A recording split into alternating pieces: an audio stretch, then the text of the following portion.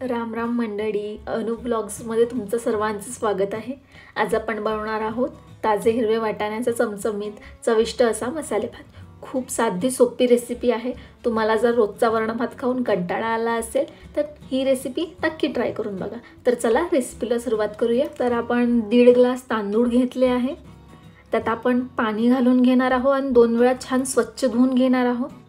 तुम्ही कोणतेही तांदूळ वापरू शकता। तर आपण आता भांड घेतलं आहे, त्यात तेल घ्यायचं आहे। आता आपण खडे मसाले घालणार आहोत। मोठी विलायची, दालचिनी, कमालपत्र सोबतच घाला। त्यात जिरे चटकले की त्यात घालायचं आहे उभा चिरलेला एक मोठा कांदा। तुम्हाला बारीक चिरलेला कांदा घालायचा असेल तेही तुम्ही घालू शकता।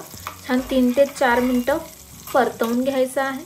त्यात आपल्याला घालायचं आहे हिरव्या मिरच्या 4-5, एक आलू आणि वाटीभर वाटाणे आणि त्याला छान मिक्स करून घ्यायचं आहे।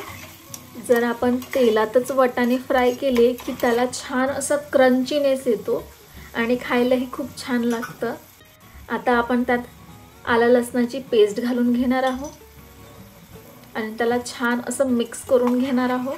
3 ते 4 मिनिटं छान परतवून घ्यायचं आहे।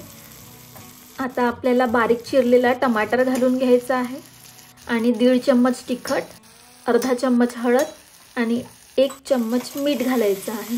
त्याला छान असं मिक्स करून घ्यायचं आहे। सोबतच घालायचं आहे धनेपूड आणि खडे मसाल्यांचा पावडर। त्यालाही छान मिक्स करून घ्यायचं आहे। छान असं तेल सुटलेलं आहे। त्यात हलकसं पाणी घालायचं आहे टोमॅटो सॉफ्ट व्हायसाठी। छान मिक्स करून घ्या आणि छान असं तेल सुटलेलं आहे। आता त्यात तांदूळ घालून घ्या। छान त्याला आता मिक्स करून घ्या। 2 मिनिटं छान असं परतवून घ्या त्याला आणि त्यात घाला 1 लोटाभर पाणी।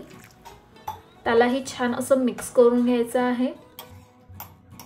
त्यात घाला अर्धा चम्मच खडा मसाल्यांचा पावडर आणि अर्धा चम्मच गरम मसाल्यांचा पावडर। त्याला मिक्स करा आणि सोबतच घाला त्यात कोथिंबीर आणि छान असं त्याला मिक्स करून घ्या।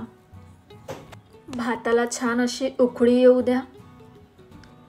मी हा भात भांड्यात तयार केला आहे, पण तुम्ही तो भात कुकरमध्येही बनवू शकता। छान अशी त्याला उकळी आलेली आहे, भातातलं पाणी आटलेलं आहे। आता आपण त्याला छान 5 ते 10 मिनिटं मध्यम आचेवरती झाकून ठेवणार आहोत। आपला मटरचा मसाले भात तयार झालेला आहे। जर तुम्हाला ही रेसिपी आवडली असेल तर लाईक, सबस्क्राईब, शेअर करायला विसरू नका। Thank you.